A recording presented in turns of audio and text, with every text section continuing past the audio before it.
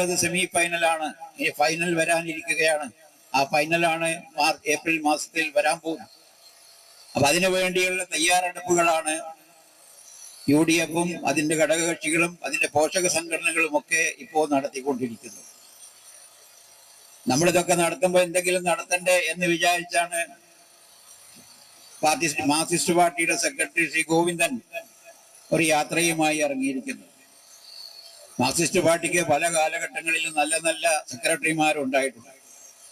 പക്ഷെ ഇതുപോലെ കോമാളിയായ ഒരു സെക്രട്ടറി ആദ്യമായിട്ടാണ് പാർട്ടിക്കുണ്ടാകുന്നത്.